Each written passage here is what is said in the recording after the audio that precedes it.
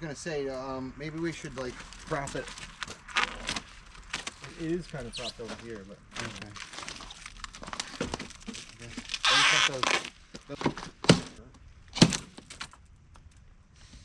What the? Okay. they're 300 and something pounds a piece. I don't know. You need a tool.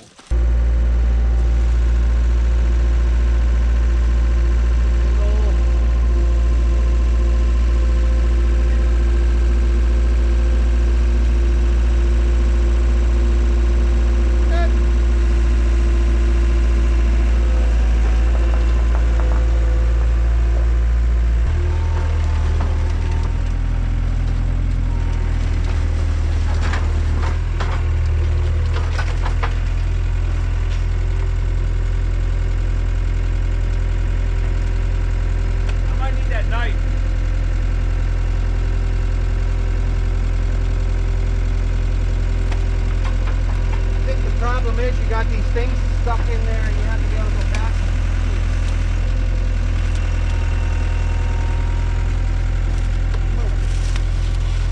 Hold on.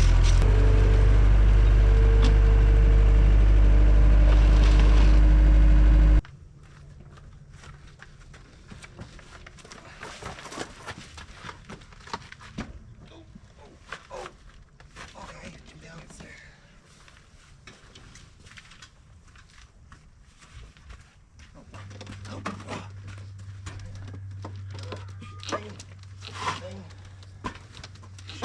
Okay. Now we gotta go up with it.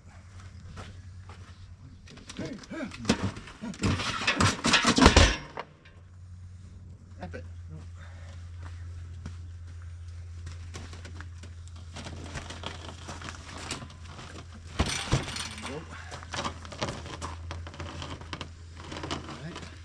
I like that idea way better. Alright, you're in. Go all the way in the room with it. I'd like to do this. Oh, but I can't do it by myself.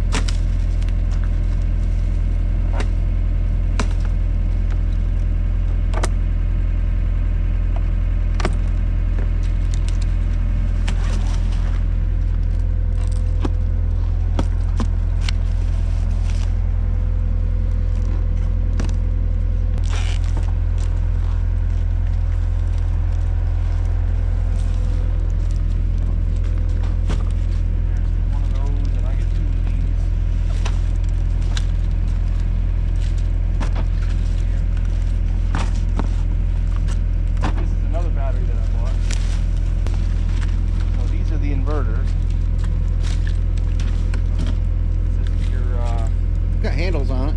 This isn't your Duralast 1000-watt inverter from AutoZone. This is a real inverter. Anyways, I think me and you can just manhandle one of these, or even I could just manhandle it. It's got handles. Handle spots. It's not too awkward to do that. Oh. I'm just gonna do this. I can grab this. I can grab one side and film at the same time. Oh god. Let's just lay it flat then. Okay. Okay.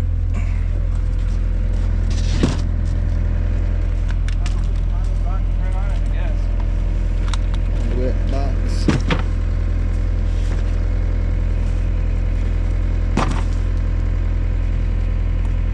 So just put it all on there.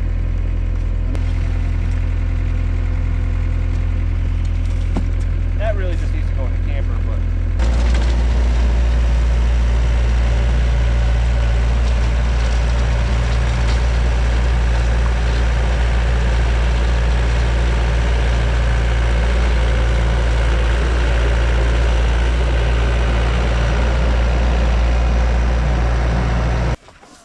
So the first thing I want to say before I get into this video is that I have almost no experience with solar. I'm a licensed master electrician, but I just never got into any kind of thing like this before. So this is going to be a whole home backup system that will include solar eventually, but not in this video. So this is inside the utility room inside my house. This is an ICF house, and so you can see there's foam on the walls. We're getting that all foamed in, and then we're going to put some steel over top, that 16 gauge steel over top of where those wires go. That way we don't puncture any wires. That is a nail guard. So we're putting that down before we put down some plywood. I'm going to put down some 3/4 inch, they call it blonde wood. So with an ICF wall, even in the basement, you have to cover up that foam with something just for a fire rating. You basically have to have a 15-minute fire rating, and 3/4 inch plywood does the trick for that. You can also use drywall or cement board or whatever. There's also different fireproof coatings that you can put on, or you can even put on some sheet steel, but in this utility room, I found it best to just use 3/4 inch plywood. That way you can attach anywhere as you want.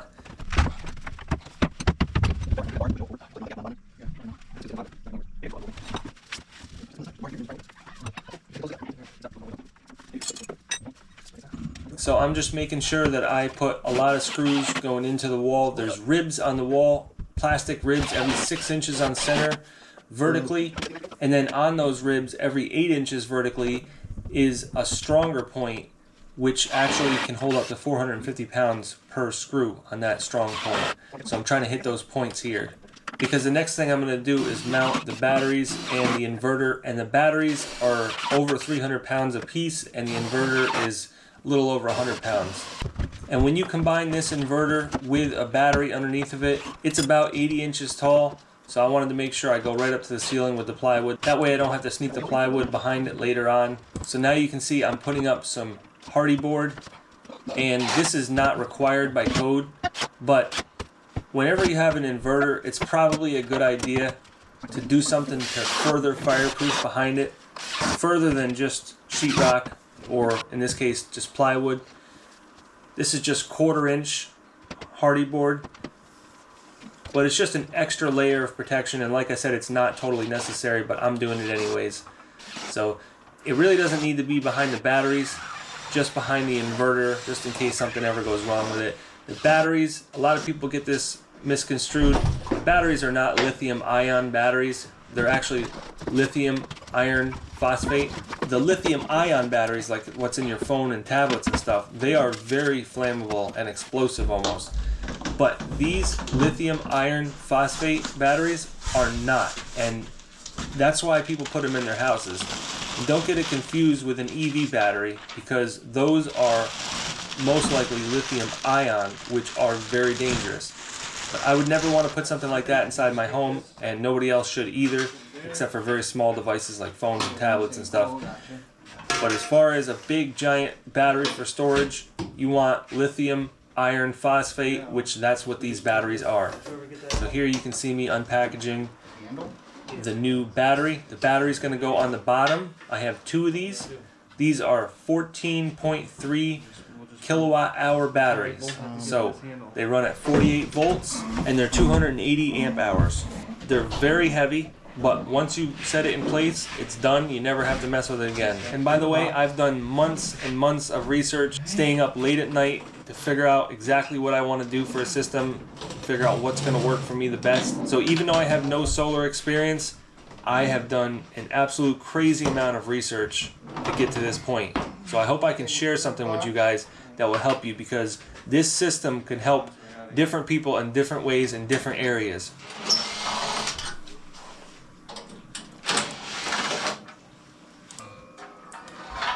This is the back of the battery, and here's the mounting bracket. And that's not really going to hold it on the wall, that's just going to hold it against the wall. The weight of the battery is actually going to rest on the floor.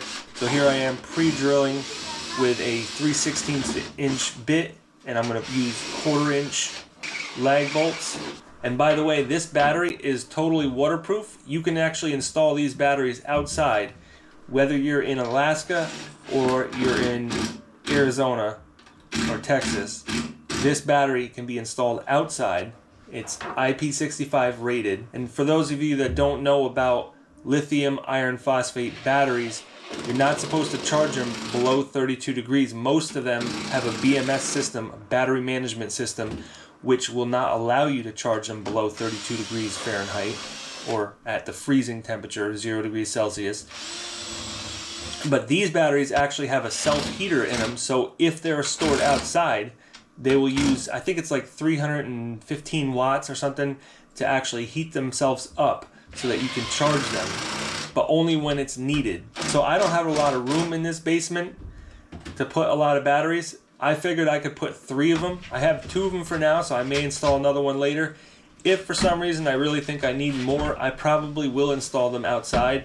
But for right now, I'm happy with just the 2, and I'll probably get the 3rd one, and I'm sure I won't need one after that. But I'm just trying to plan for the future just in case I do want another 1 or 2 after that. So with the 2 batteries, that's 28.6 kilowatt hours of energy storage that I have. And I'll get into why I chose this system in a little while. Now, I jumped the gun a little bit here, and I installed the bracket before I installed this X brace that goes on the wall. And basically what this X piece does is when you bolt it on the bottom, now the bolts that go on the top are exactly aligned where they should be to pair this battery with the inverter. It kind of marks out the top bolts without you having to measure anything. And those top bolts are where the bracket for the inverter goes. So now I'm putting the battery back. You only need to put that X brace there if you're installing the inverter above the battery, which in this case I install it above this one but not the other battery. So we figured out that if we use a bar and lift up with the bar on the battery, it makes it a lot easier to lift it. And then we'll just keep putting pieces of wood underneath of it once we lift it. Just lift it up a little bit at a time, that way you're not using your body to lift it, you're using leverage from the bar. As soon as you get it up an inch, then you shove a piece of 3/4 inch plywood underneath there to hold it, and you just keep going back and forth until you got it up to the height that you need, which in this case you need to get it up about 2 inches above the floor, because you got to drop it onto the bracket, which has some grooves in it. And once you get it up high enough, and then you just got to lift it up a little bit just to take the stuff out from underneath of it that you put in to hold it, and then it should click right in place. And then there's 4 bolts that you have to put back in, going from the back of the battery into that bracket from the sides, which I don't show here. But that's the same 4 bolts that I took out of the bracket to start with. There we go. Now it's resting on the floor. And it's hunky-dory. Might just need like a 1/16 of an inch of a shim on one side. Oh. So this is the conduit box that they give you to go on top of the unit. And I didn't quite understand what all the hype was about this conduit box, but once I started installing it, I realized that this thing is absolutely the way to go. This conduit box hides all the wires that you need to install between the battery and the inverter, and then from the inverter to your electric panel, and then also to your one battery to the next. And you can run these inverters in parallel as well to get more power. So you can go from one inverter to the other inverter with wires, and that works for that as well. So now I'm unboxing the inverter. This is an EG4 18K PV. This is what I did all the research on. This inverter right here does so many different things. You guys will see in a minute. You'll be amazed at what this thing does. And if you don't know anything about solar and inverters and batteries and everything, this might not be so amazing to you. But let me just tell you, when you compare it to other inverters, you'll be amazed, even if you know nothing about it. So most people that have solar on their house, if you don't have solar on your house, you don't realize that if the power goes out, you have no power. Even if you have a solar panel array on your roof or a ground mount system or a tracker, you don't have any power when the power goes out. If the grid goes down, you have nothing. So With this inverter, this is called a hybrid inverter. So basically what this does is it combines a whole bunch of different worlds into one unit. So this inverter will sell back to your grid like a normal inverter will, but it's also battery backup. So if your power goes out, you can set this up in many different ways, but the best way to set it up is to have it where the electric passes through this inverter before it even goes to your panel, and then that way when the power goes out, you don't even know that it went out, except for the fact that it gives you a warning light. Other than that, this thing takes over the power instantly within 10 milliseconds. But just know that this inverter can sell back to the grid, or you can tell it not to sell back to the grid, like if you don't have an interconnect agreement with your utility company, or if you can't get one, because there is some areas that they won't even allow you to sell power back to your grid, or there's some areas that they will let you sell back, but it's at a very, very low rate and it's not worth it. So the whole reason I got this inverter was to be able to offset my power usage, and eventually I might have an interconnect agreement with my utility company and sell them back power, because I can in my area. But for right now, I can get started immediately and not even have to worry about that. So this inverter will inject power back into your panel, and it will offset your usage. And if you hook up solar panels to it, whatever extra solar that you're producing during the day and you're not using, you can actually charge the batteries with that, and then at nighttime you can discharge the batteries back into your panel. And so basically you can run every day and have zero usage going to the power company, and that's with no interconnect agreement at all. Or you can connect to the grid, and in my area you can basically do a 1 year offset. So every year you can utilize the power going from one season to the next. So in the summertime, when you produce a lot more power than you need and you can't use all that power, even at nighttime with the batteries, you can offset that usage to the wintertime when you're not making that much power and you're also using a lot more power for heat and such. So in my area you can do that, but there's a lot of areas that you cannot do that. Some areas you can actually sell back as much power as you want and they'll pay you for every kilowatt hour, but in my area they don't do that. They only do that for 1 year at a time, which is good. That works out pretty good, but you'll never get paid for the power. I think they let you use like 10% over, but it's not much. It's not enough to be worth bragging about. So eventually I do want to get an interconnect agreement, but I've been going over the paperwork and it's a lot of work to get that agreement.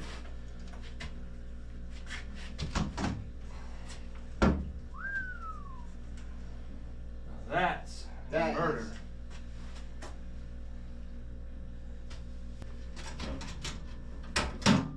So one of the big major points of putting this in here was to have a whole home backup.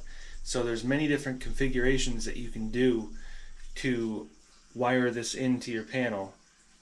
I'll show you a couple of the configurations right now. You can pause the video and look it over.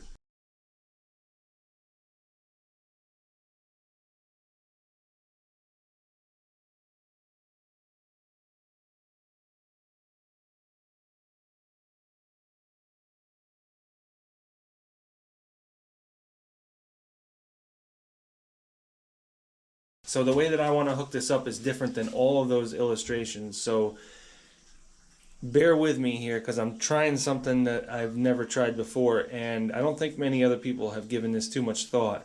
But for all those illustrations, they require a lot of work to get this the way they want. So this system is capable of providing uninterrupted power even if the grid goes down. And the way that you do that is the incoming power to my panel right there is tapped, and that power goes over to a transfer switch, which transfers between giving it power from the grid and giving it power from the inverter.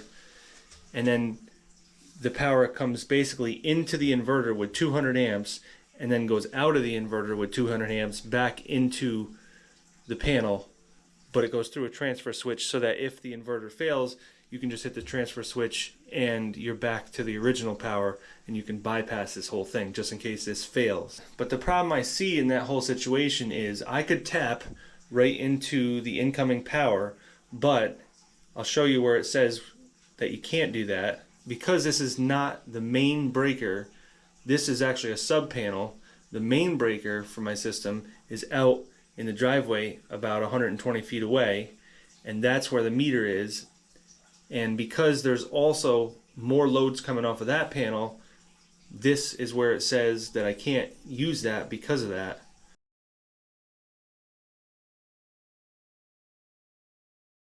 This is where it says that I can't use that whole scenario because I have loads before this panel.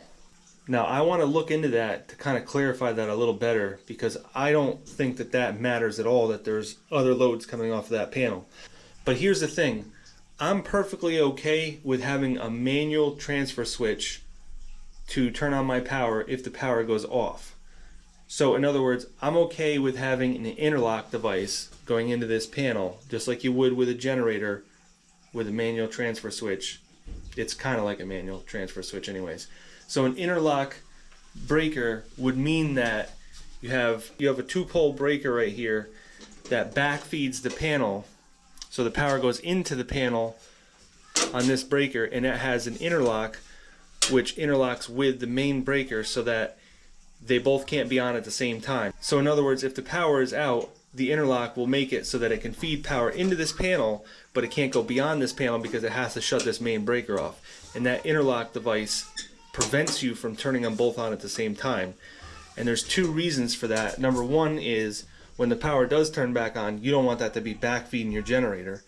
Number 2, you also don't want to be powering the main breaker and then going back into the utility or the grid, because that's going to go through the transformer and become 17,000 volts, which if a linesman is working on the line, he's not expecting that. If the power is shut off, he's not expecting that backfeed into the grid. So there's 2 reasons why you need that interlock. So these 2 terminals here are for the incoming power that comes in from your main panel into here and feeds this inverter with the power that you need to charge the batteries, as well as it exports power out of here to go to the grid. When the grid is working, you can sell power back to the grid through this connection right here that says grid.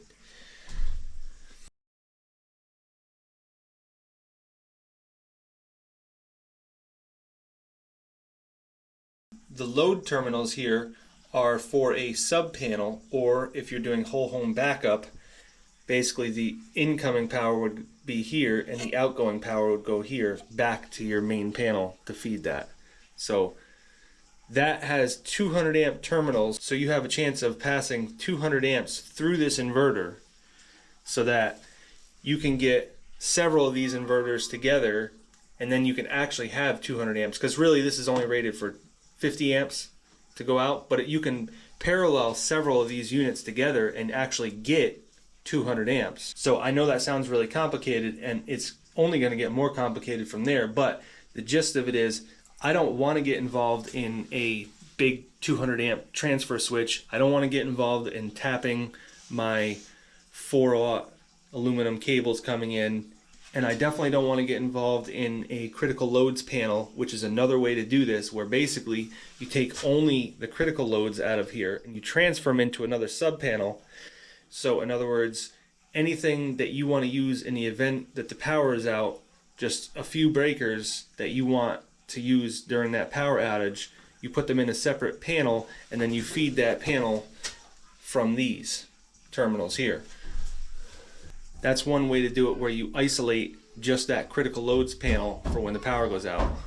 But I kind of want to do the best of all worlds, where I want to have a whole home backup. So I want to back up the whole panel, use anything I want in there, but I don't want to go through all the hassle of doing it. So I think the way that I can do it, and we're going to find out, is that I can feed this from the panel, the grid side, and then I can feed this back to the panel with an interlock to the main breaker. So my critical loads panel will actually be my main panel, and the way that that can happen is by having an interlock device there.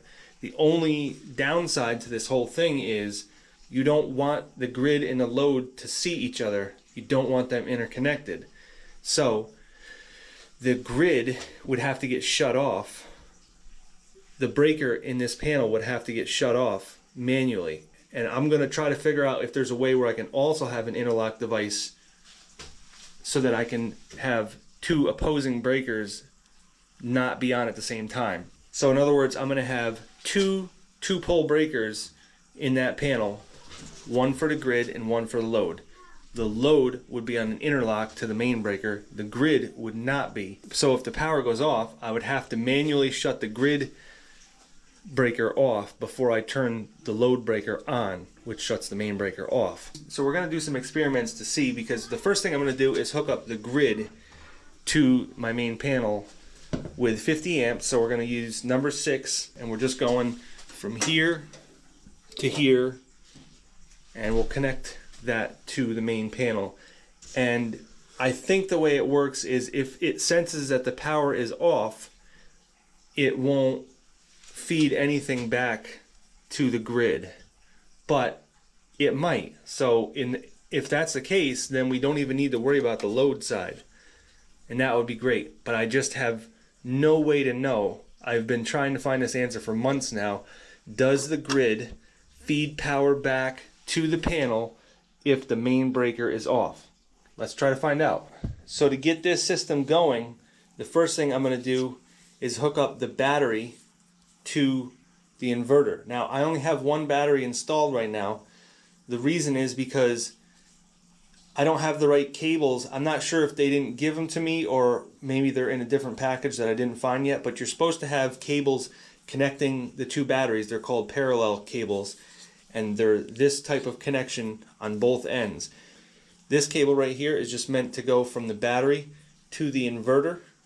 So this end goes on the battery, and this is just an open end here that you just go right into the inverter with. But I don't have the other cable, which has two ends like this, to connect the batteries together. So that's fine. We'll just use the one battery for right now for testing and finding out whether everything works. And then once I get the other battery, all I have to do is connect the communication, which is just an Ethernet cord, and then just run the parallel cables from one battery to the other, and that's done. So that's like 5 minutes worth of work once I get the other parallel cable. And then of course I gotta install the other battery, which is like 350 pounds or something. But that just gives us more capacity. Right now we can try everything to see how things work with just this one battery. So what I really like about this system is that they give you this conduit box to keep all of your wires hidden, which you don't really think of it as being a lot of wires, but it will be when I'm done. You'll see. Inside of here is going to be the connection to the battery. So you go in through the side here. Those are the connections to the battery. And then also to connect from one battery to another, you got some knockouts here. So we'll run some conduit over and go to the other battery here. And it'll be nice and clean looking. There'll be no wires exposed except for just what goes from there to the panel. And that's it. We got some knockouts in here to go from the inverter into the conduit box.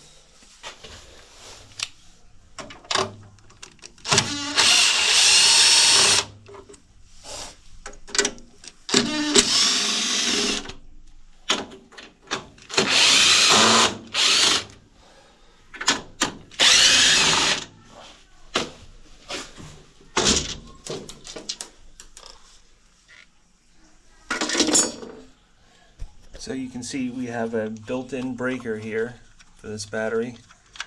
We got our battery communication cable, and we have our terminals. We got 4 positive terminals for connecting battery to battery and battery to inverter. So we're going in here with the battery, and for your master battery, which is going to be your battery that's underneath of the inverter, you're going to use two 2-aught cables in parallel to power from the inverter to the battery. And then when you hook up another battery, you're going to just run one 2-aught cable from the other battery to this battery.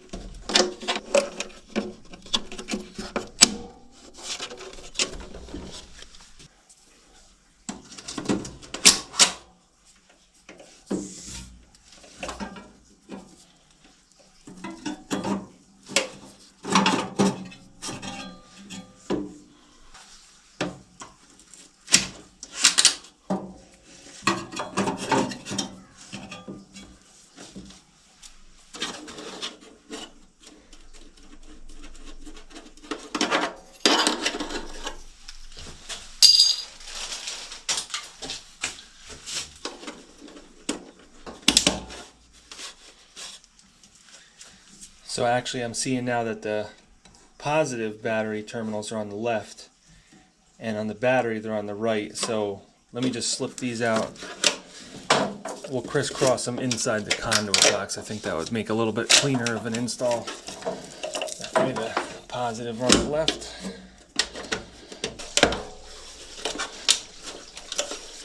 I think if we keep the mess inside of the conduit box and make everything nice and clean in here, it'll just be a lot better. So we want to just make sure that the breaker is off, which obviously they're not going to ship you a battery with the breaker on, but you know, just check it anyways. Take these caps off.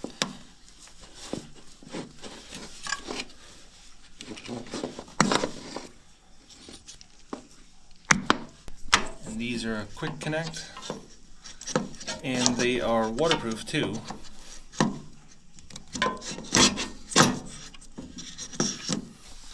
So to get these connected, I realized that there's this little plate that's right here that has these tiny little screws. And I think you got to take that off, because otherwise you can't get these on. Once they're pushed in, then there's enough clearance here. But to get them pushed in, you can't do it because there's too much of an angle there. I'm sure you could try to force it, but I'd really rather not. So it's easy enough to just take this plate off.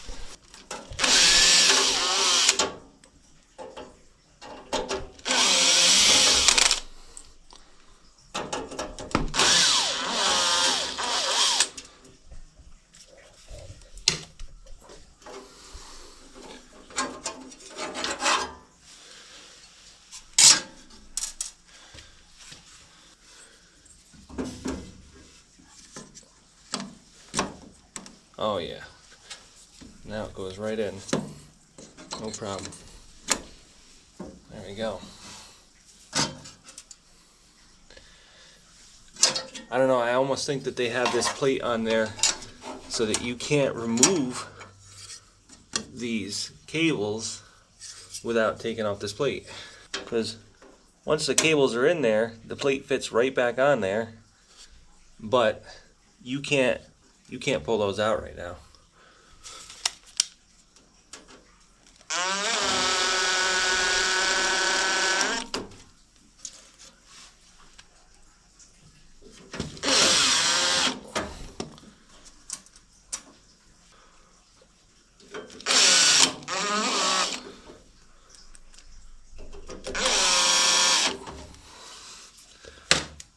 So the same thing on the negative side. I'm gonna remove this plastic cover first.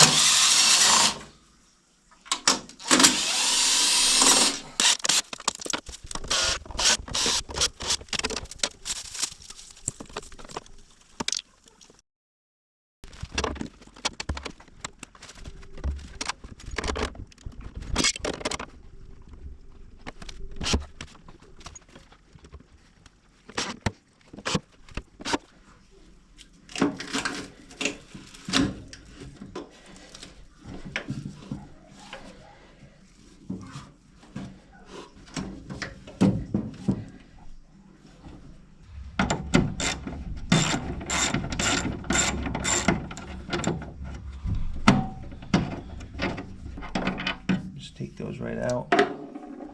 So I've seen other people do this trick. I've never done it before myself, but There's a lot of really fine strands on here. If you try to put it in that terminal, they're probably gonna go all over the place. So I've seen other people put a zip tie on it.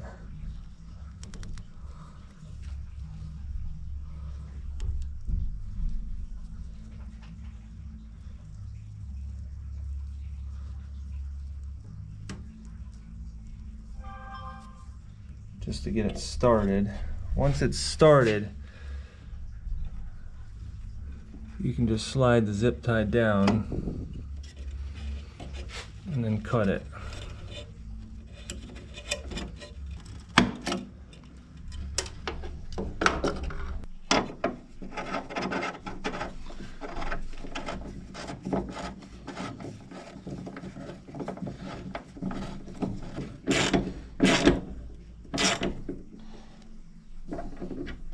We'll check the torque specs later, but for right now, I just want to get everything connected. I'm not going to be running any high loads on this for a little bit.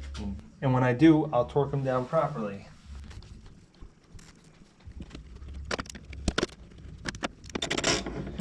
They say you can run one set of 4-aught cables to the master battery.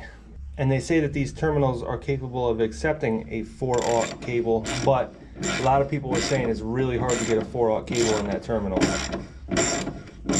Plus, these are the cables that it comes with, so we'll just do the parallel 2 of them together.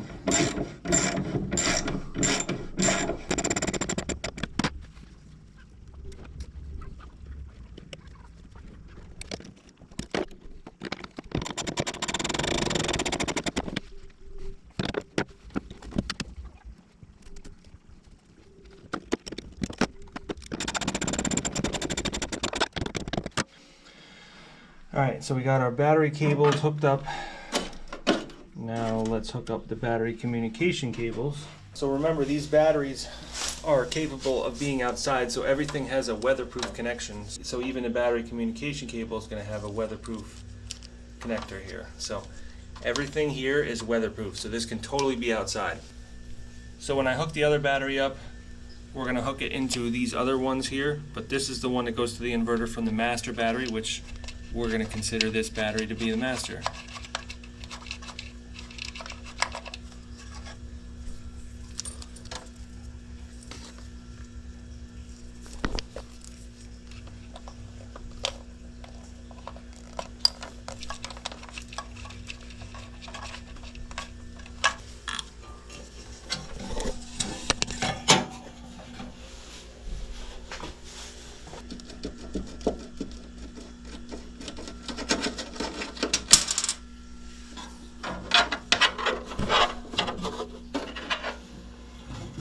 So we're going to be at battery, so that's this one right here.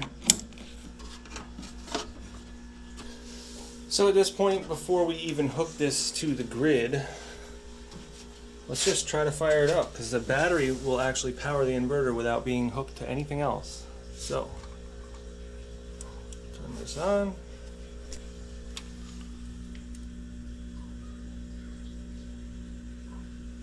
It says it's at 56%. So we could actually fire this up by hitting this breaker.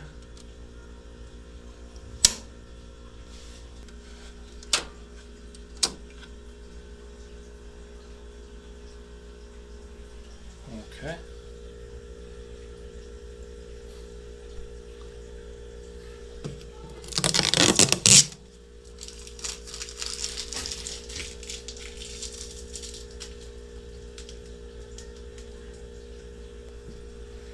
First thing, I don't know anything about these settings. I got to go through everything. There's a lot of different settings, but it says export to grid. We're not going to do that. We're going to go 0 export.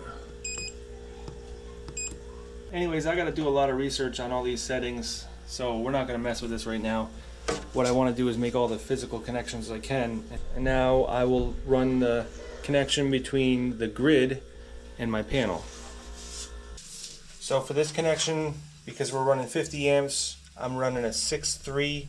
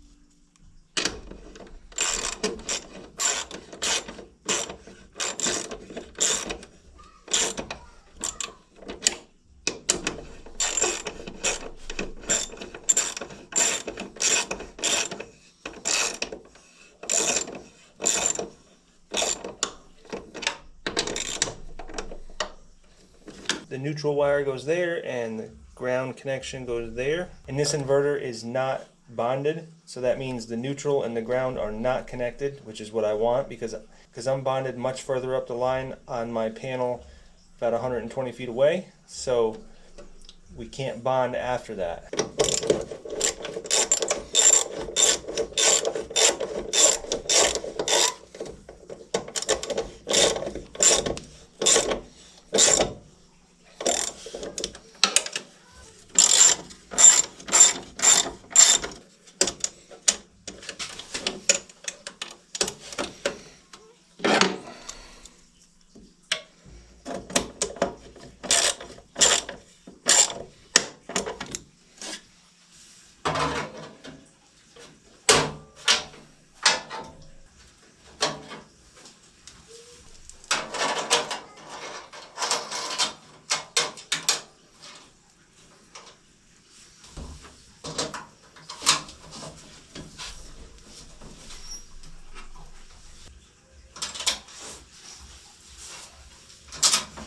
Okay, so I got the grid terminal wired up to a 50 amp breaker here that is off right now. What I need to do now is set the communications so that it's set to communicate between the two of these. So to do that, I'm gonna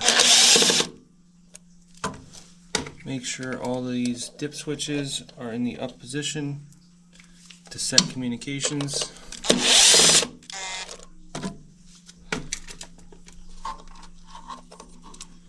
Which they are all in the lower position at the moment. So we're gonna put those all up.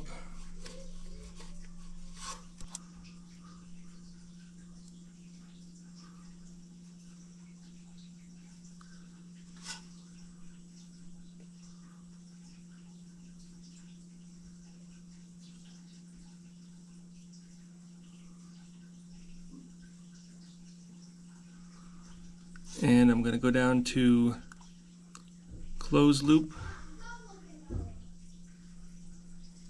press enter, and then I got to go down to lux to communicate with the inverter. Alright, so right now I have this actually charging at 8,500 watts. I don't know why I can't focus so you guys can see that, but it says 8,500 watts that I'm charging. That's why the fan is on right now. So I'm charging the battery right now because the battery only came at like 56%. Charging at 150 amps at 55 volts. So I'm just trying to get this all charged up. Once it's all charged up, I'll check back in with you guys and we will try to see what we can run in this house. And we'll see if we can run anything with just the grid connection. But I have a feeling that once it senses that the grid is no longer there, then it's not going to output anymore. So we might have to hook up the load to the panel with the interlock breaker like I was talking about. So I guess now would be a good time to hook up these. These are called CTs, that stands for current transformers. And basically these go around wherever the last connection you want before the grid is. So in my case, the wires that are coming in from the grid, I'm going to put these on there, and basically what these do is sense the flow going out, because it wants to make sure that I'm not having any flow going out because I don't want to sell to the grid. So basically what these do is make it so that that inverter only outputs enough to power whatever I'm powering in the house, and it doesn't allow any more power to go out to backfeed the grid. But that's only for a little while until I get connected with the grid with an interconnect agreement, and then I can sell to the grid. But for right now I want zero export, so that's what these are going to be useful for. So these are labeled CT1 and CT2, and CT1 is also line 1 and CT2 is line 2. So on the inverter I have the red on line 2 and the black on line 1. So I need to trace those back to the bus bar and figure out which one is line 1 and line 2 that corresponds with the breaker. So that's the breaker right there. Line 1 is black and line 2 is red. I've traced those back to the bus bar.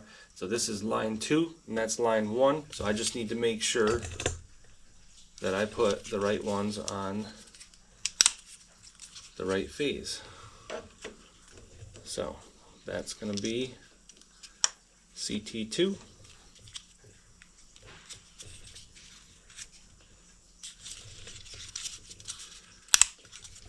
And this one is CT1. So I'll just run these wires back to the inverter.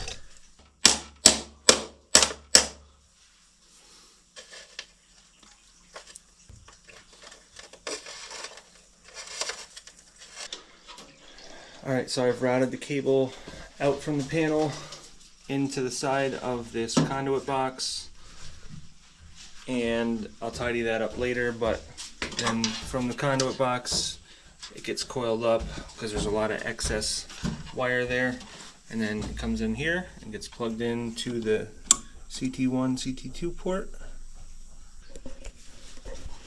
So I don't know if I'm totally correct, but I think what this means is that now this senses how much power is going into my house right now. So right now I'm at about 2,000 watts. I just turned my geothermal system on.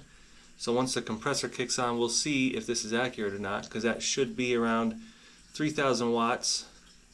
The startup for it's probably around 10 to 12,000 watts, but that's only for a half a second, and then it should be around 3,000 watts. So if that's right, that 2,000 watts should bump up to 5,000 watts or so.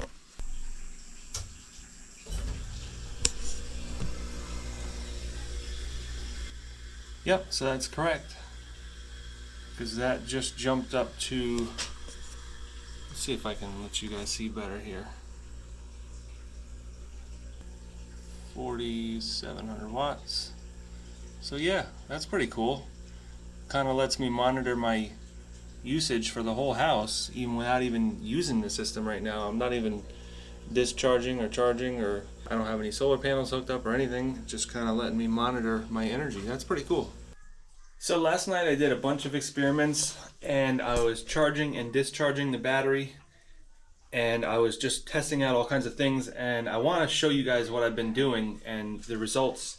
But this screen is just not readable on this camera, and I could put my phone up, but that's kind of annoying. So what I'm going to do now is install the app that is supposed to go with this so that I can see everything on my computer, and then maybe you guys can see better. So I don't want to do any more testing until I do that, because I want you guys to see all this stuff that I'm doing. It's really neat.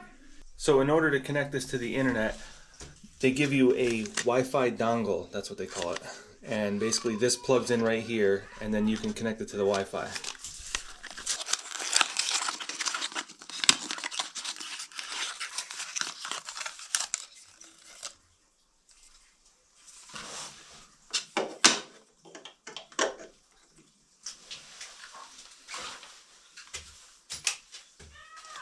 So even on the app on my phone, I can't really see it that well, so I pulled it up on my computer. So it's really cool because you can see the power usage. Because of those CTs that I put in, it monitors everything that's going on, and even though I'm not using the inverter right now, it's still telling me my power usage in the whole house. So I'm using just under 1,400 watts for the whole house right now. There's no heat on, there's no laundry on right now. We just have a bunch of lights and some TVs and just like my computer and a few other things. So not a whole lot of consumption, but at nighttime when I turn everything off, I'm sitting at around 600 to 700 watts still, with like the freezer and the refrigerator and a few other things that are running. But what I was able to do last night was charge up the battery, and then I used the battery for the whole night to power the house, geothermal system and everything. And then this morning the battery was empty, but that was using the geothermal system pretty heavy, and I also had some things on that if there was a power outage I'd probably keep off. But let me just show you some things that I can do on here.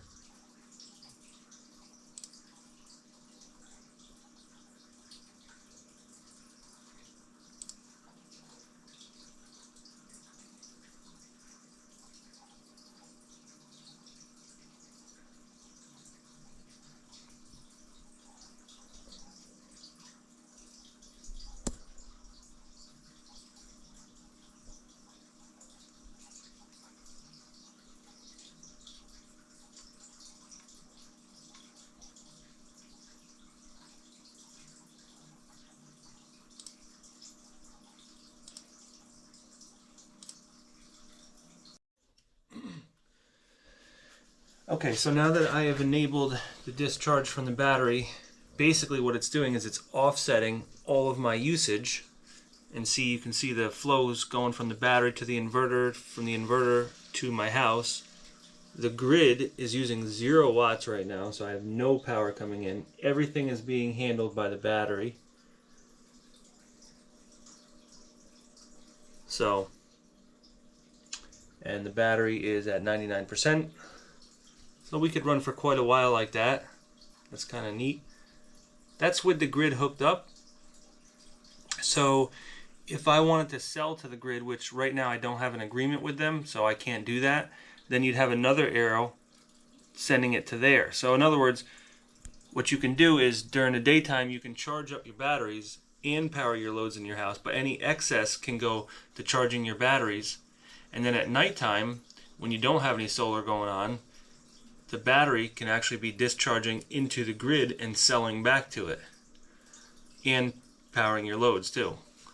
But most likely I don't have enough batteries to be selling to the grid from the battery. So what I will do at night is just let the batteries power my house.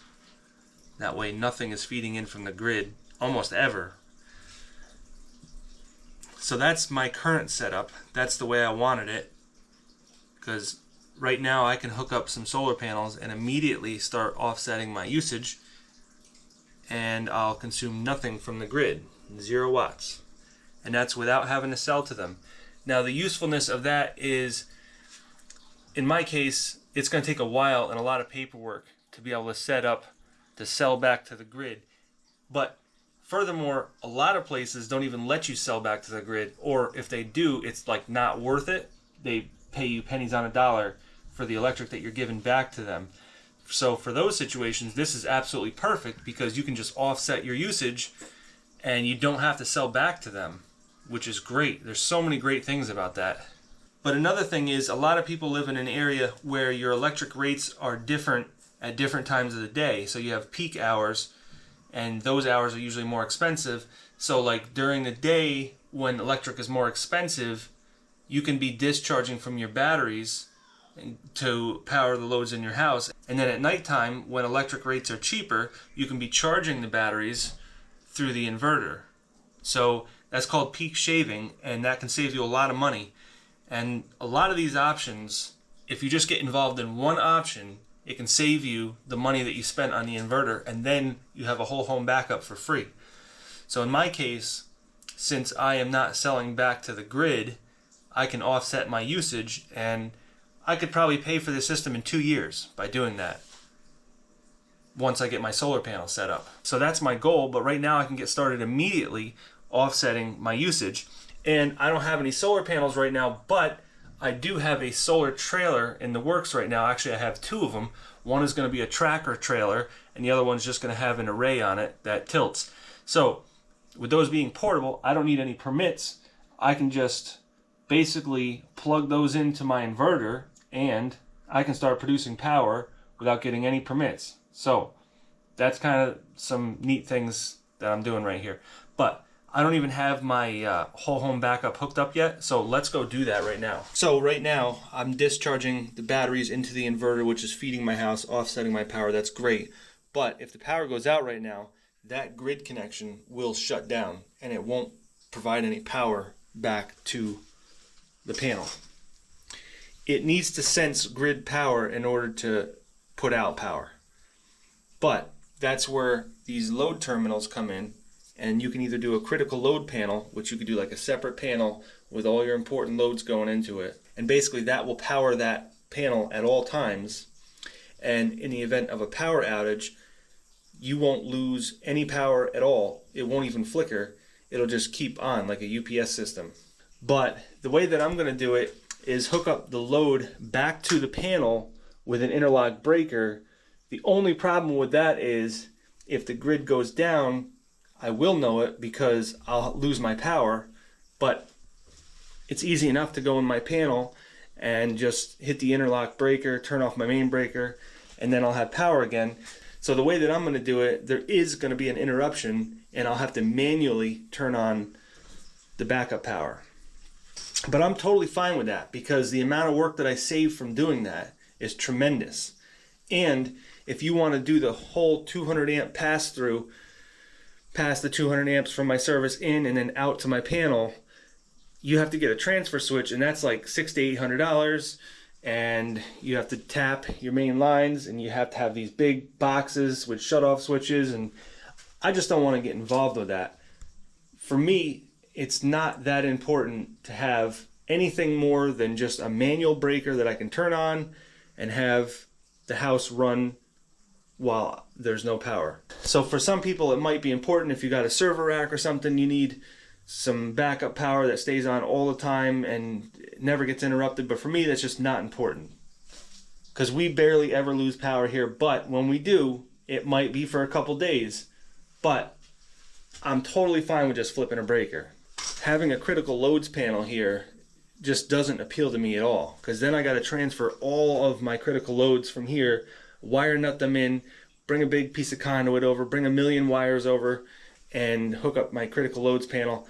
I just don't want to do all that work. It's just not that important to me when I can just flip a breaker and be done. And installing the interlock is nothing. It takes like 5 minutes. You put a breaker in there. The only thing I have to remember is to turn off the grid connection, because you don't want to be seeing both of them at the same time. But that's not a code issue. Like, the interlock device is a code thing that you got to do to state a code.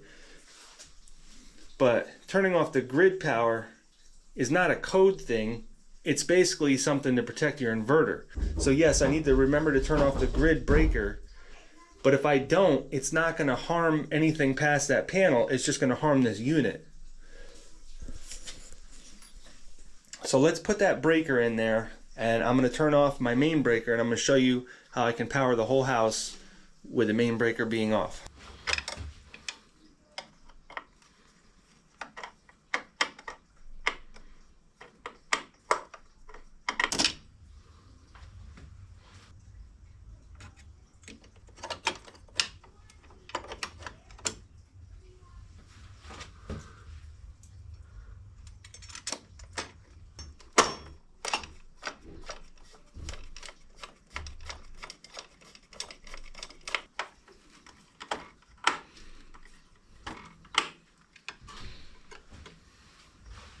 So to install this interlock kit, they give you this template, and you basically just put this where that breaker is going to go.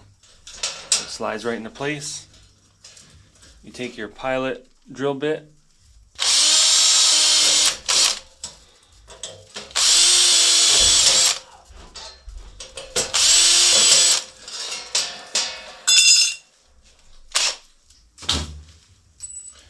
and you take a 3/16 drill bit,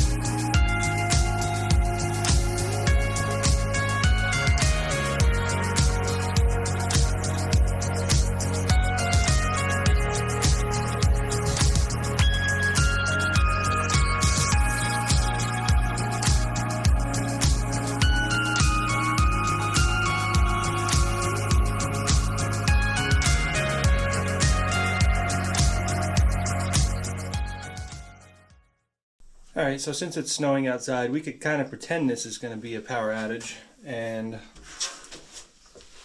let's just shut the main breaker off. Alright, so somebody just hit a pole a couple miles down the road, and so first thing to do, turn the grid power off, and then we're going to lift this interlock up, flip this breaker on. Now go in here, flip this breaker on, and power on. Everything in this house is running off of this battery right now. Main breaker is off. So right now, let me go turn on my computer so you guys can see what's going on. Right now, while I'm waiting for my computer to boot up, you can see that my pump is still working, my heat is still on, my geothermal system is on. I'm gonna make that kick on in a minute too, but I wanna show you guys on the computer so you can see clearly what it's using and everything. So I can still use my hot water and my heat. Everything is being run off of one battery, and right now I'm using 1200 watts. No lights flickering. Everything seems to be perfectly normal. So you can see 13, almost 1400 watts going into the inverter, into the house. No grid. Grid connection is off. And we are running the whole house. I got internet, I got computer, I got ejector pumps, I got geothermal. That's going to be the biggest test. Let's go ahead and test the geothermal system. Alright, so right now I'm going to just turn up the set point a few degrees. Let's see, you guys can't see that. There we go. Turn it up to 97, turn it on. The pump just turned on. So now it takes like a minute or two for it to fire up. And we'll go monitor the energy. Now to start up that geothermal system, the compressor is going to take about 10 kilowatts for a half of a second or less. So once that kicks on, that'll be kind of the test. I'm not sure if one battery is going to be able to handle it, because one battery won't give you the full 12 kilowatts of output and then also the surge, but we'll see. Yeah, we just got a warning for no AC connection. That's fine. So let's wait for that geothermal compressor to kick on. Alright, just kicked on. A little bit of lights flickering, but not too bad. This thing is a little bit behind on its usage though. It's definitely using a lot more than it's saying right now.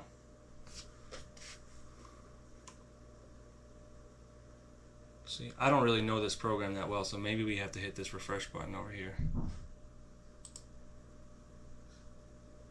I thought it kind of updates in real time, but maybe not.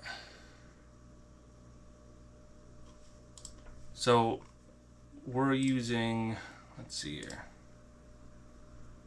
Right now the geothermal system is using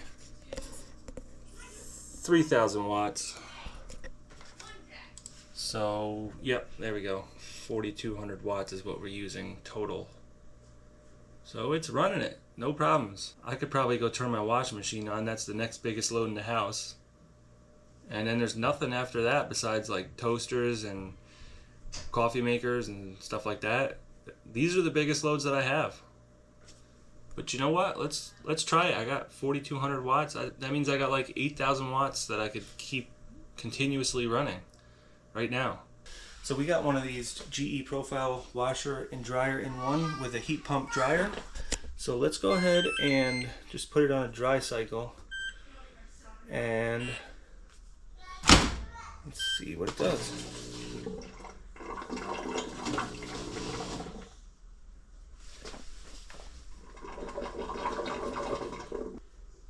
Should be able to hear the compressor kick on this too, which takes quite a bit of energy to start it. By the way, these things are amazing.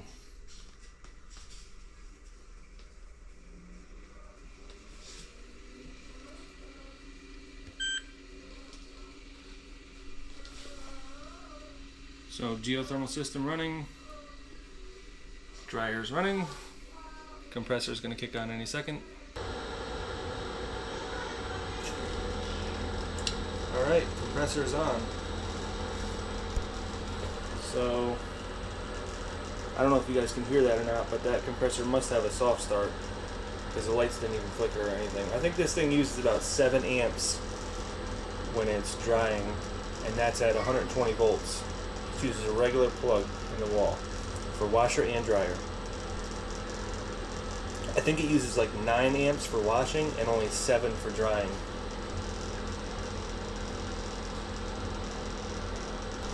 So let's go turn on a few other things that take quite a bit of energy and let's test this thing out.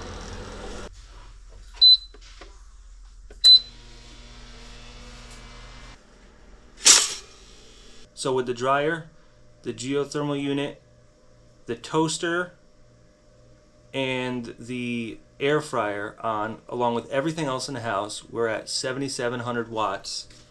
That's about the most power I can pull in this house. I can't think of much else that I could do without turning on things that you plug in, like a hair dryer or like a space heater or something like that. Everything is on right now, which would not normally be the case. But there it is, 7,700 watts, totally running off the battery.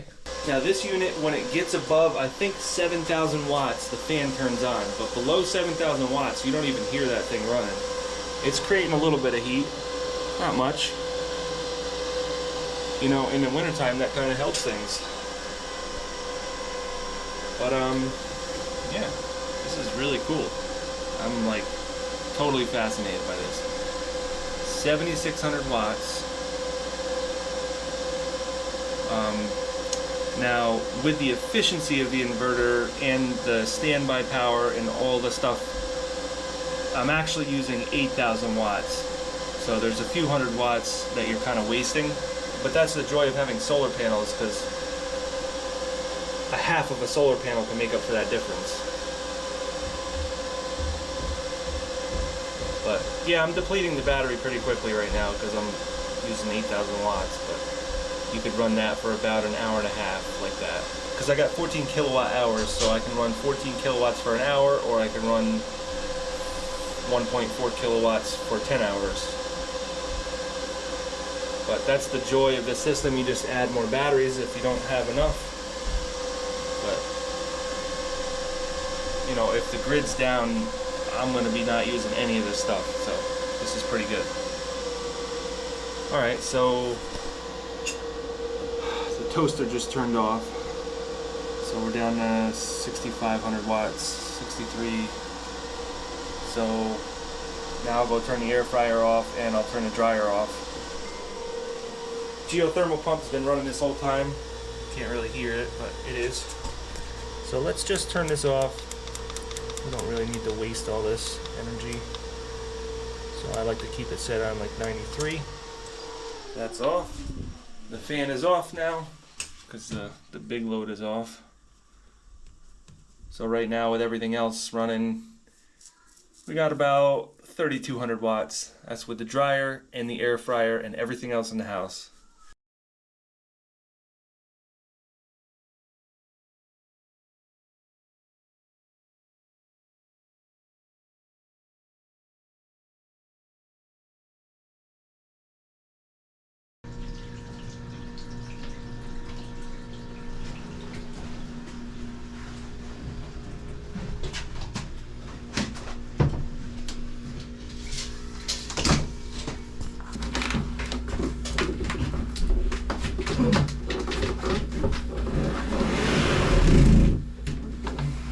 I also don't know which way is up and down right now.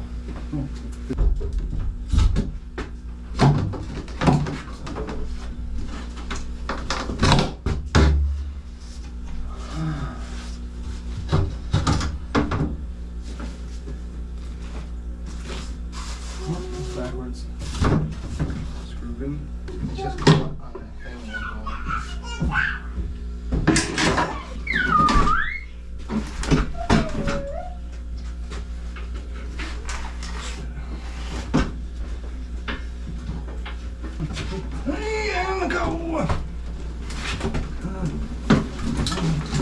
Came out.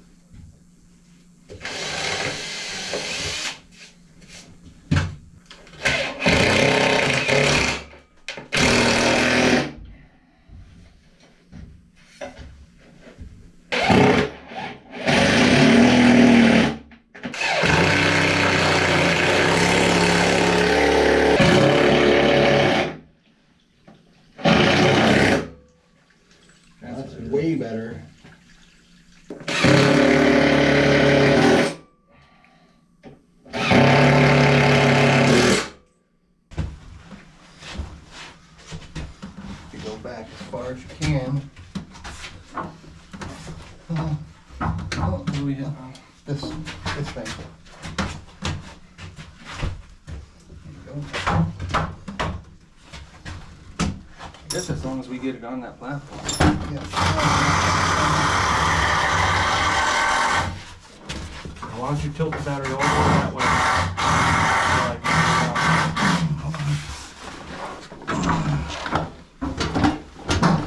Just right on the corner.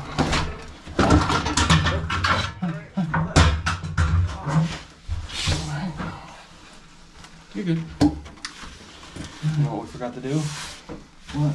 Take this thing off the bottom. And then I just got this 2x4 in here. That was stupid. That's good, right? Good.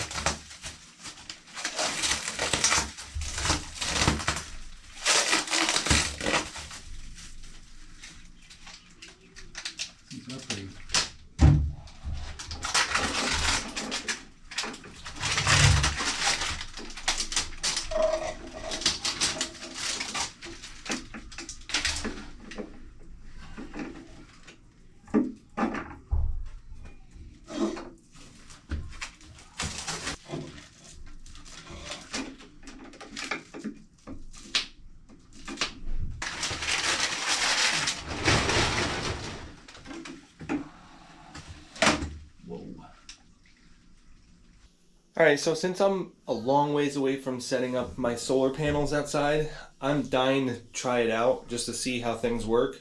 And I do have a pallet of solar panels that I bought used. They're 315 watts a piece, so I'm thinking of setting up like 4 or 5 of them outside. I already got the conduit running out to the part of my property that's got the southern exposure, so I'm going to run some 12 gauge THHN wire out there, and we're just going to hook them up temporary. I'm going to set them on the ground, and let's just see if we can get anything coming from 4 or 5 panels. I think we got to have a minimum of 100 volts, and they're somewhere around 50 a piece, so if we set up 4 or 5 of them, you know, at full blast, they're like 250 volts. So today's a cloudy day, maybe it'll be over 100 volts, we'll see. But tomorrow we have a full sunny day, so I want to kind of test it between the 2 days, today being the worst day, tomorrow being the best day, and we'll kind of see what we can get from them.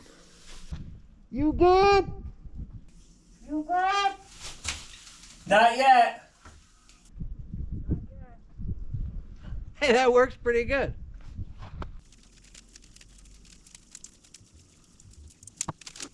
Okay.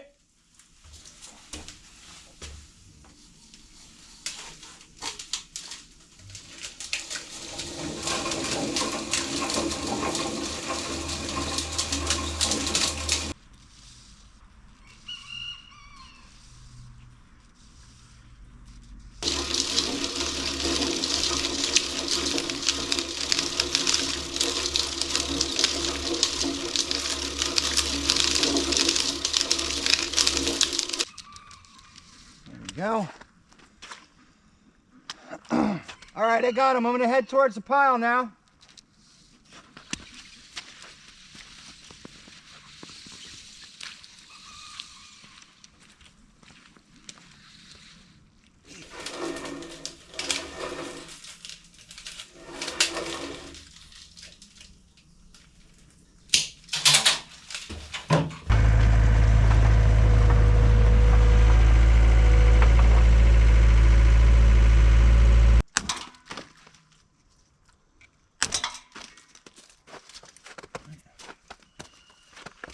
Try and just flip this way. And roll it off of it.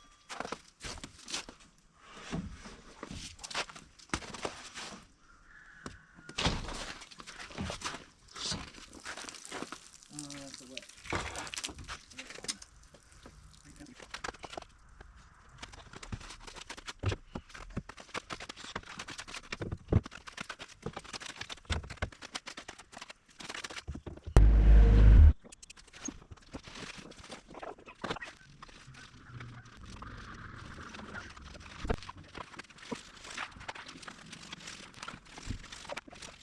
So there is a PV breaker right here. I'll just go ahead and flip that on. Actually, let's turn the screen on. And on the top left, that's where you'll see something.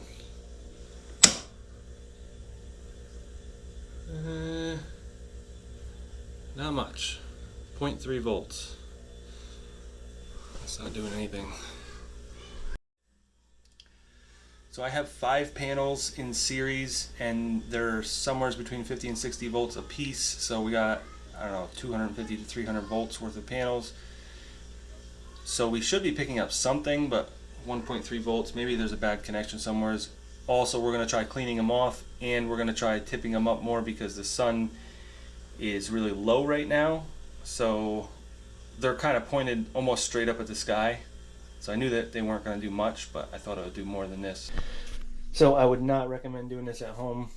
There's no fuse on this. There's no disconnect. It's not even going through conduit after that point. This is just purely temporary. I just want to try this out, so don't do this at home. Okay, so I figured out I had a bad connection on one of the panels, so I only got 4 hooked up right now. 153 volts, 115 watts is going from the panels, going into the inverter. It's charging the battery, and it's also sending some of that energy towards my house. So that's kind of cool. You can see that the flow is not going that way, so I'm not exporting to the grid, which is the main reason why I bought this inverter, because I'm not trying to export right now, and it's nice to have that option. So that's kind of cool. It puts out a little bit more than I thought for not having any sun right now. It's like really dark outside too. Alright, so one of those panels isn't connected right, so there's only 4 hooked up right now, but we got some good sun, and they are working really good. Okay, so right now I am charging the batteries, which are pretty much full right now, so they're just trickling off right now. I'm producing 1150 watts. I've seen it go up to about 1300, so some of that power is going back into my usage, which is a little bit high right now actually. But you can see that's how much I'm pulling from the grid, and that's how much I'm using. That's how much I'm using for battery charging, which should change in a few minutes. I've produced 2 kilowatt hours today from the solar, and that's just with 4 panels hooked up, just randomly slapped up there. No precise angle to them or anything.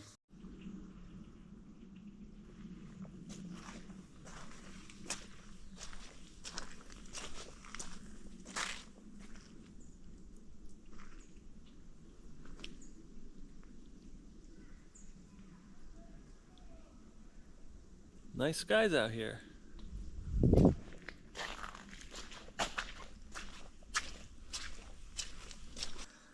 Alright, so I wanted to show you guys this because this is kind of neat here. I'm producing more power than I'm using, and it's not feeding back to the grid. So it's unfortunate because it limits the power coming in. It just sort of caps it off. But that's a lot better than feeding back to the grid when I don't have an agreement with them. But that's the whole purpose of discharging your batteries at night, is that right now I could be sending that excess power back to the battery, but I haven't been doing that, so that's why it's not feeding that. But once I start getting the system up and running, get the solar panels rocking, you know, a lot more than 1,000 watts, I should be at least 10 kilowatts with my first array, and then I have plans for another 15 after that. But let's just say I get 10 kilowatts, so right now I'd be at, 10 kilowatts. Because the sun right now is in full swing, it's pointed directly at the array. So if I had 10 kilowatts, I could be using 9 kilowatts to charge that battery, and this would be discharged because I'd be using it the night before. It's not like that right now just because I haven't done that, but also I haven't hooked up the other battery too, so I'll have 28 kilowatt hours to discharge at night, and then I'll have 28 kilowatts to charge during the day if I use all that at night, which I don't know, I probably won't use all that. But that's the neat thing about this whole system. There's not many inverters that can do what this is doing right now. It's just offsetting my power, and my power is 0 right now, so that's pretty cool. And that's only with 4 panels set up with a couple 2x4s. There's nothing permanent about it. It's not pointed in the right direction. It's not mounted properly. It's just sitting on the ground. The panels are still a little bit dirty. We kind of cleaned them off, but they're still pretty dirty. So we could be getting a lot more out of them right now, but I'm really happy with the way this is going right now, because this is just an example, and we're going to multiply this by about 8 times. So that's my first array is 10 kilowatts, and then after that I'm going to do another 10 kilowatts on my garage, which I'm going to feed into this inverter. So there's 20 kilowatts, and then I'll also have another 5 kilowatts that I'm going to hook up to another inverter on a tracker. So we'll be producing some serious power here pretty soon, but right now I'm just kind of testing things out and seeing how things are going, and I'm really liking it. So my consumption is pretty low right now, and that's with my computer on and my HRV, the heating and recovery ventilator. And that HRV uses, I don't know, about 50 watts. That runs continuously. But we also have an 85-inch TV running right now and a few lights and fish tank, a couple routers. So that's pretty low for my consumption. That excess power from the panels that I'm producing right now just sort of disappears. It doesn't really go anywhere. And it's perfectly fine to do that. You could be producing 10 kilowatts right now, and if you're only using 700, then it's fine. It just sort of doesn't use it. There's no problem with it. It's not unsafe to do that. And remember, this inverter is capable of handling up to 21 kilowatts. And the reason is because that way you can over panel for cloudy days. It can only actually use 18 kilowatts, but you can over panel it for cloudy and dark days. And that way you can produce the most power and have more panels than you need on cloudy days. So PV1 has 2 MPPT inputs, and it can handle 25 amps at up to 600 volts. And you want to make sure that you don't go over 600 volts, but you can go over by the amps. It will limit the amps. And then PV2 and PV3 are separate MPPTs, and those are capable of handling up to 15 amps at up to 600 volts each. So you can have 3 different arrays, and you can have them at different angles. So PV1 you'd probably want to have on the biggest system that you have, like a big ground mount system, maybe 15 kilowatts or so. And then PV2 you could be like using a tracker, and then PV3 you could use roof mount. That way, even though they have different angles on the sun, PV2 might be inputting a lot less, but it's not going to limit PV3 because they're separate MPPTs.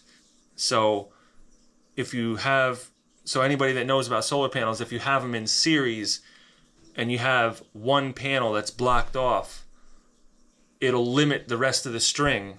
But that's the point of having different strings, so that you can not be limited by the weakest link, which is what normally happens. So I'll probably use PV3 for maybe some roof panels, because I don't have a south-facing roof, so they're only going to be seeing sun half of the day, and you don't want to limit your other MPPT inputs by having that array on like PV2 or something. Then you'd be limiting PV2. And so that's the whole point of having 3 different MPPTs, so that you can have different times of the day when they have peak power on certain arrays and still not be losing from that. Now, just so you guys know, I could backfeed to the grid, and I can limit how much I'm backfeeding to the grid too, and I can limit what times of the day I want to do it. But right now I have 2 other buildings that are using power between here and the meter. So if I was backfeeding probably up to 3 kilowatts right now, it would never see the grid, because it would just get used in other places. Like I have my garage, and we have another little cabin, and that uses, and between the 2 of them, they're probably constantly using 3,000 watts, because they're heated with electric, and we have refrigerators and freezers and stuff, and pumps and all kinds of different things. But there's a constant load of at least 2,500 watts at all different times during the winter time here. So we could be exporting 2,500 watts and it would never backfeed to the grid. It would just go to that stuff first. But I'm not going to risk it, because if you start backfeeding and for some reason somebody shuts a bunch of heaters off or something, then you'll be feeding back energy to the grid, and then you'll have a representative from the utility company show up and they'll be like, hey, what's going on here? We're here to inspect something because something's wrong here. And then you can get in trouble, so I don't want to do that. That's the whole purpose of having the zero export. It's not worth it for me to try that out right now. I'll wait till I get my interconnect agreement, and then we'll kind of test that out. But I'm also going to have my garage built soon, and that's going to be on the same meter. So I may get another inverter and another set of batteries for that. We'll see. But I'm definitely going to be putting panels on the roof. And I may just run the DC wires from my roof over there to the house here to this inverter. And then I may have a separate array on that roof, which is on like a carport part of the roof, which will actually power some batteries and an inverter in the garage. So I think it's worth saying that if you are going to have a garage, it might be more important to face your garage in a southern facing direction for solar rather than your house, because your house is meant to live in. You don't want to be putting your house in a way where it's kind of weird to live in because you have it facing south in a certain way so you can have solar. If you're going to have a garage, why don't you just face the garage that way, so that way your house is like what you want and not based on solar. So you can see between today and yesterday I got 6.7 kilowatt hours. Today it was 2.6. And I discovered that the direction of the sun really makes a difference on this array, because early this morning I was only getting 400 to 600 watts, but the sun was shining on the panels, but the angle wasn't directly perpendicular to the panels.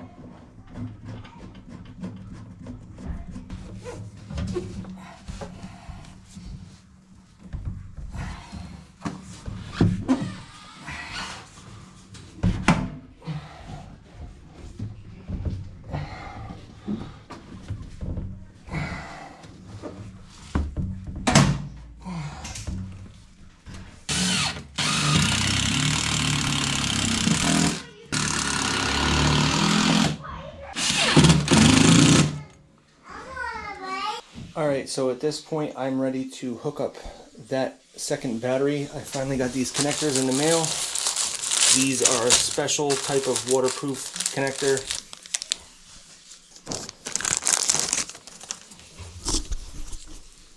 So these need to be crimped.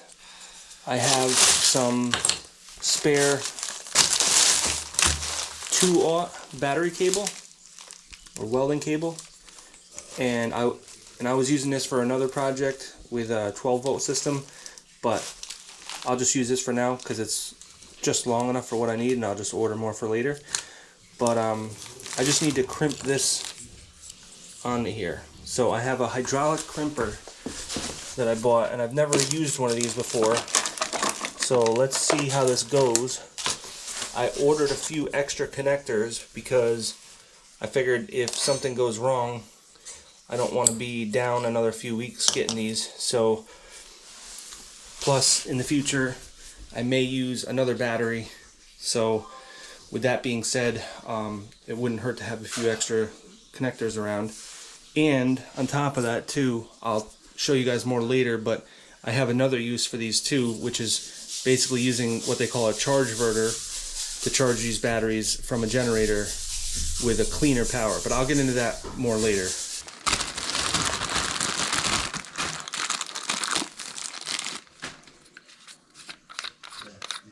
See how much gap there is?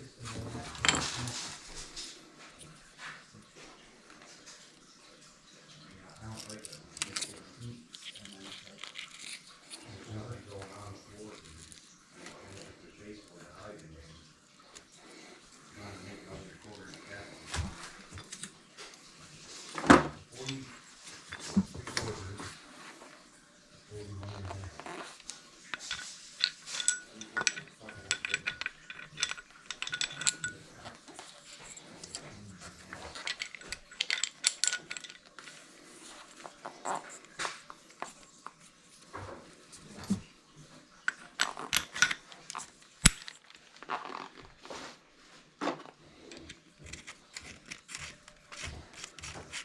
a half.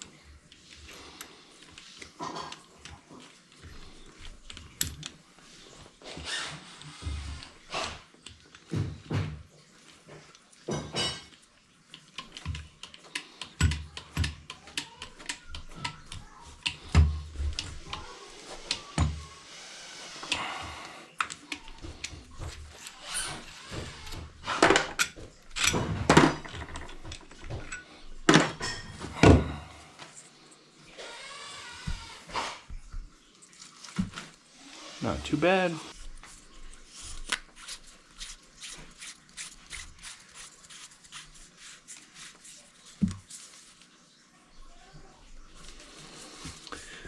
Alright, so I'm gonna feed these through the conduit, and then I gotta crimp after I put it through the conduit, otherwise these won't go through the conduit. They might, but it would be a struggle.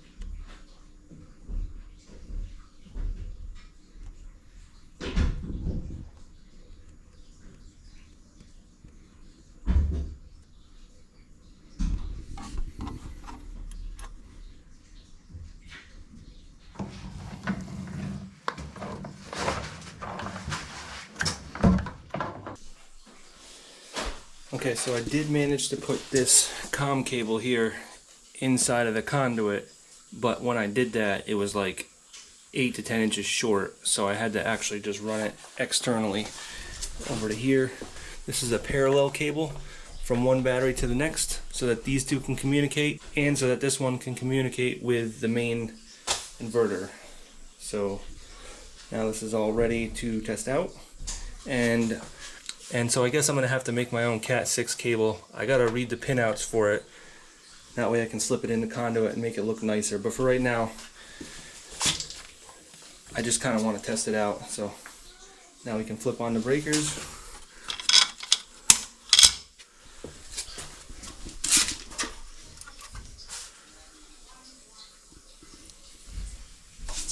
Alright, so I just got done setting the communication protocols for using the other battery in parallel. So it took me a little bit to figure it out, but I got it finally. So now my charge limit is bumped up to 300 amps and my discharge is up to 400 amps. So now we have the full capacity of this inverter, which I doubt I'll ever need, but at least we have more battery capacity now, more amp hours. Because I think with one battery you're limited to somewhere around 8,000 or 9,000 watts, but now we're up to the full 12,000, plus we're up to the 28.6 kilowatt hours instead of the 14.3. So I'm just charging this from the grid right now just to get that balanced out. So between the two batteries we're at 79%, but the one battery is like 99%, so that'll start charging soon. And once they're balanced out, it doesn't show another battery when you do that, it just shows the one battery, but it shows you the total capacity of it. So I had to leave the side covers off because remember I have this Cat 6 cable just hanging there, and there's really no way to route it with putting the cover on, so I left all the covers off. This cover here covers the power button and the screen, so I just didn't even put any screws in that, I just clicked it in place. Same thing on both of them. But the other side has the breaker, so I wanted to be able to have access to that as well, so I'll just leave those off for now, and once we get everything 100% figured out and we test it for a while, then I'll cover them back up. But for right now it's not hurting anything. So what I ended up doing was running 1.5" flexible metal conduit. It's metal liquid tight is all it is. So whenever you're running DC wires inside, it has to be encased in some sort of physical protection barrier, and it has to be metal. You can't use regular PVC. And I didn't know that until I got into this and started doing the research. But so any DC wires that enter the house or are in the house need to be encased in metal conduit. So this is the easiest way to do it. You can't buy this at your local Home Depot or Lowe's or anything. You got to go to an electric store, but they have everything you need. So this is 1.5" and this is 1 inch. This is my PV feed from the panels. So I used 1 inch for that. And this is like a junction box. It's going to go up to a shutoff switch that goes back outside. But basically, as soon as you get inside, you got a junction to metal. Everything's got to be metal for anything that's DC. So what I also did change was, instead of coming out of here with NM, non-metallic wire, I wanted to bump it up to number 4, which I don't even think they make number 4 in non-metallic. Maybe a service wire. But anyways, I had some of this 1 inch left over, so I just got a few extra fittings for it. And so now one of these is for the grid connection and one is for the load. This is for the grid and this is for the load. So now I also bumped up the wire from number 6 to number 4 because I got reading about it, and at 12,000 watts, yeah, that's 50 amps, but you need wire that can handle a little bit more than that. So if you follow the codes, you'll know that THHN is rated for quite a bit more as long as you put it into something that's rated for that particular temperature. So in other words, THHN is rated for 90 degrees Celsius, but only if your lugs are rated for that and your breaker is rated for that. So in this case, the breaker is, but in any case, my point is that the NM wire that I had in there before wasn't rated for that high of a temperature, so technically, even with only 12,000 watts of output, you can kind of overload the wires because you're not supposed to run that kind of full max capacity for a while. So, and I'm trying not to get too technical so that most people can understand me, but basically that wire being maxed out wasn't enough, so I had to upgrade it to number 4. And at the same time that I did that, I upgraded the grid breaker to a 70 amp breaker, because that's what you can have for number 4 wire, and that's the max you can have for backfeeding the panel. So this is my grid breaker that backfeeds the panel, and it also charges from the panel. This is my load breaker that only gets turned on if the power goes out. But basically you can backfeed a breaker inside of the panel as long as your bus bars are rated for that. The bus bars are the physical pieces of metal that are thick inside of here that connect up to the lugs up here, and that distributes all your power in your panel. So if you have a 200 amp panel and you only have a 200 amp bus bar, you can't backfeed more than 40 amps. But if you have, like in my case, I have a 200 amp panel with a 225 amp bus bar, so I can backfeed up to 62 amps. And the way that I do that is with a calculation that the NEC uses, and I'll put it right here.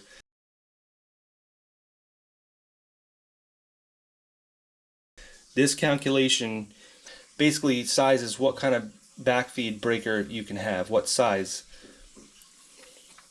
And so if you don't have a 225 amp bus bar, but you have a 200 amp panel, you can downgrade the main breaker to 175 amps, and then you can backfeed your full 62 amps, which you would use a 70 amp breaker for. So this unit is capable of accepting up to 21 kilowatts of solar, and that's so that you can always utilize 18 of that. And so even though this only puts out 12,000 watts of usable power converted to AC, you can use the other 6,000 watts from 12,000 to 18,000 to charge your batteries. So in other words, AC power coming out of this is only 12,000 watts, but 18,000 watts can be used with DC to charge your batteries. And the nice thing about 21,000 watts being able to be utilized is that on cloudy days, if you have 21,000 watts of panels, you might only be getting 11,000 watts. But if you were only using 18,000 watts of panels instead of 21, then you'd be down to like 9 or 10,000 watts. So you can just get more power when you have cloudy days by having up to 21,000 watts of input. And so on the solar MPPTs, number 1 and number 2, this is 1 MPPT and it can accept up to 25 amps at 600 volts. Number 2 MPPT and number 3 can accept up to 15 amps apiece at 600 volts. One thing I still need to do, and I didn't have time to do it right now, but I did buy some lugs for this that I can crimp on, and so I'm going to take these out, crimp on those lugs, and then put it back in. That way there's not stranded wire going up into the terminal. So I'm going to take all these off and do that still.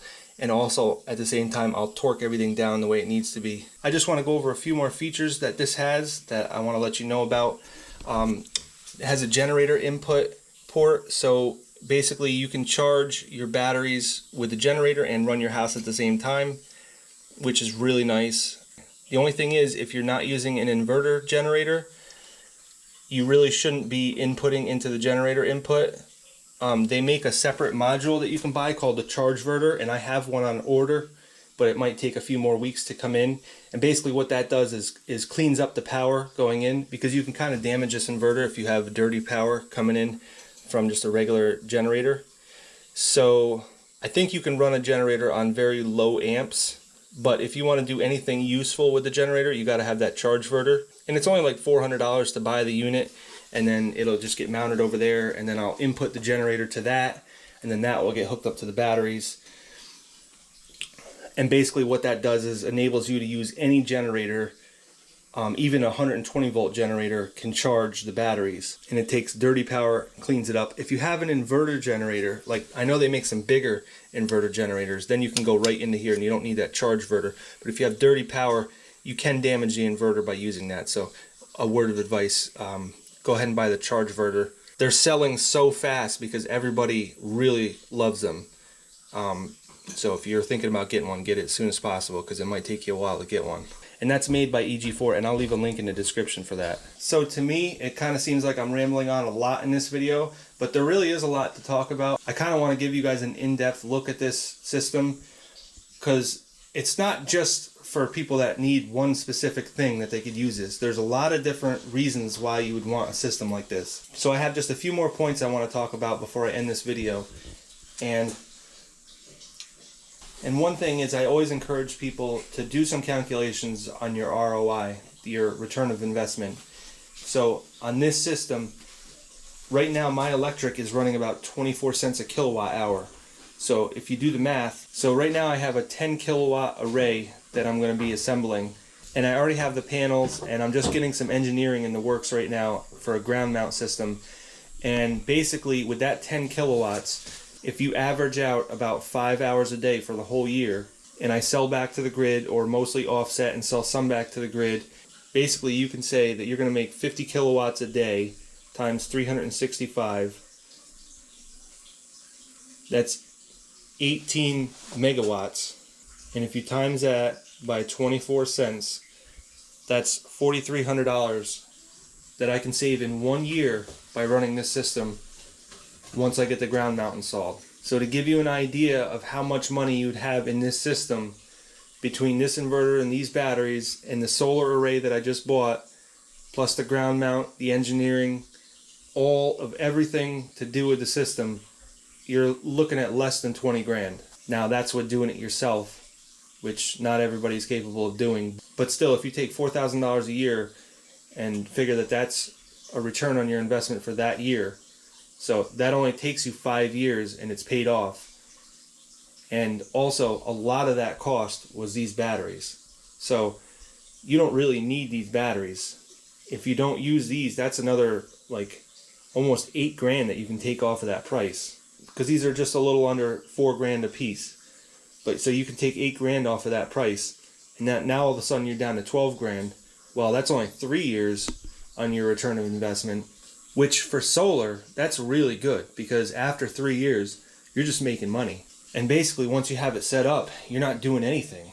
You're just sort of monitoring everything, and that's only because you're curious. But to take it even a step further, that 10 kilowatt array is not going to cover all my power for the year, because I'm also running a few other buildings, and I'm building my garage, which is also going to be on this service. So I could potentially put in a full 25 kilowatts, which is basically the most you can put in without like being a commercial operation around here.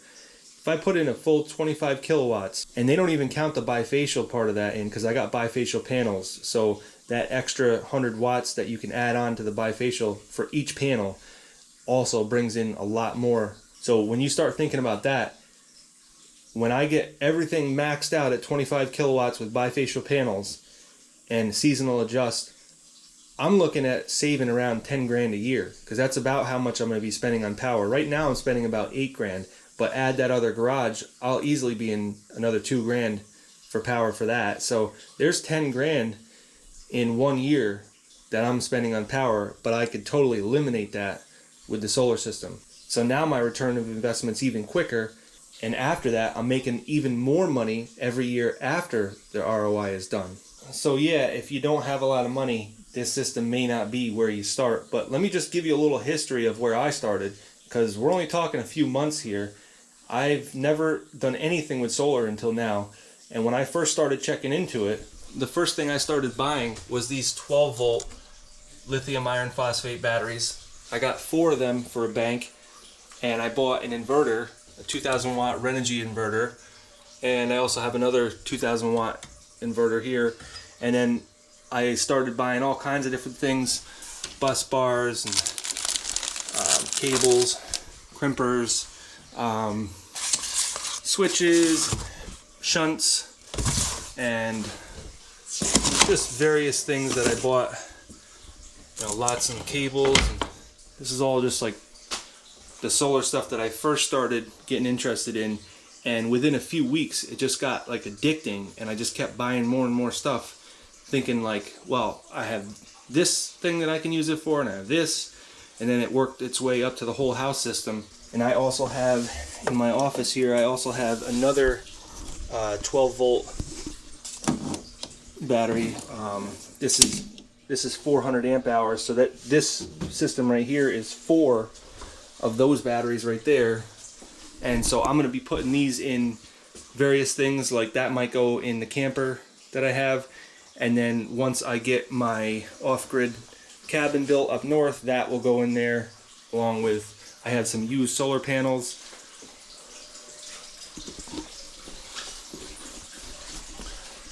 So I bought a whole pallet of used solar panels, and then I bought another pallet of brand new solar panels, and I just have lots of stuff accumulated already, and it's only been like 3 months since I've started getting into this stuff. So it gets addicting pretty fast, and I don't think it's the worst addiction though. I think getting into it and learning how to do stuff and learning what's efficient and what's not, You start out with 12 volts and then you realize 48 volts is way better because you can use the same wire but get 4 times the power from it. And these batteries have a 10-year warranty on them, and they're good for up to 15 years. So basically at 15 years, if you use them every day, discharge and charge every day, you can get 15 years out of them. And after 15 years, you have about an 80% capacity left in the battery. So you lose about 20% capacity over 15 years. But don't think of it like your batteries are done in 15 years. You still have 80% capacity. And they have a warranty for up to 10 years. And I think the warranty, don't quote me on this, but I think the warranty on the inverter is like 10 years as well. So that's not bad for a battery that's being charged and discharged every single day, once a day. But honestly, I don't even think I'm going to be doing that, because once I get interconnected, and by the way, I did get my interconnection agreement started with my utility company. So within the next few weeks, I probably will be able to connect to the grid. So I'm trying to get everything in line with the solar part of it, get the engineering done, get the install done, so I can start selling back to the grid in the next month or two. And once I start doing that, I probably won't use these batteries that much, and then they'll go from 15 years to who knows how long. But you do want to discharge and charge them every once in a while just to keep them active, because they don't like being dormant. And by the way, when you're running the grid backfeed breaker in your panel, it needs to be all the way on the bottom, as far away from the main breaker as possible, because you got power coming in on the main breaker and you got power coming in here, so you don't want them coming in at the same spot and then trying to distribute from there. So that's the only way that this works, is if you have a 225 amp bus and you put the breaker all the way at the bottom for the backfeed. As far as your load breaker, like I said, I don't think anybody's even done this before the way I'm doing it, because basically this is a critical loads panel, which it's technically not, but it kind of is in my situation. But this breaker can kind of be wherever it wants to be. It needs to actually be right next to the main breaker, so that kind of determines where it's going to be. And that's because of how the interlock works. But that's just this panel. Different panels are different. So with 4 used panels that are 315 watts a piece, running for 6 days now, I have made 31.7 kilowatt hours. So not too bad for just some panels that I slapped up real quick and didn't do anything special, and spent half an hour doing it. And they're used panels that I bought for like $40 a piece. But that's really like nothing for solar when you start talking about backfeeding the grid.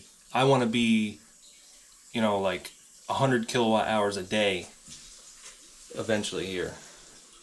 And just so you guys know, all these latches on this inverter and the batteries are all lockable with a key, so you don't have to worry about kids getting into them, because there is some pretty high voltage and amperage going through everything. But keep that under a lock and key, and you don't have to worry about that. So I hope this video was helpful for anybody who's considering anything like this. I hope I covered everything that I could possibly cover in this video. I do have another one of these that I'm going to be installing in my parents' house with just one battery, and I also have some panels that I'm installing there. So that'll be a few more videos. Plus, obviously, I have lots of videos in the works here with installing some panels over there on that array. I'm going to be installing another array on the roof of my new garage, and I'm also going to be doing a tracker system probably over next to the garage. So I'll have 3 different arrays here on the property. But also, this is probably going to interest people more than anything. I have 2 solar trailers in the works, and I'm going to be making those on a big trailer. One is just going to be a tiltable, seasonable adjust ground mount system that's going to be mounted on a trailer.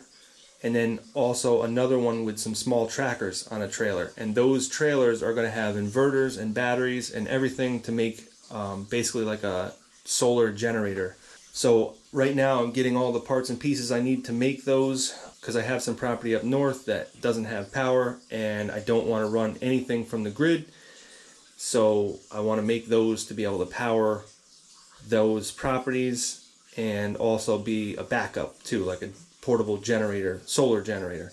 So I have lots of videos in the works for solar stuff and more that I haven't even talked about.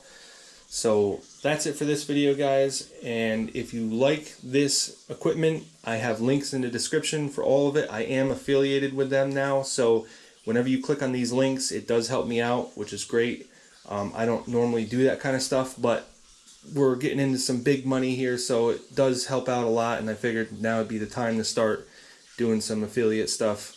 So if you guys like any of this stuff, click on the links in the description, check it out. If you buy anything, I thank you ahead of time for that, and I'll see you guys on the next video.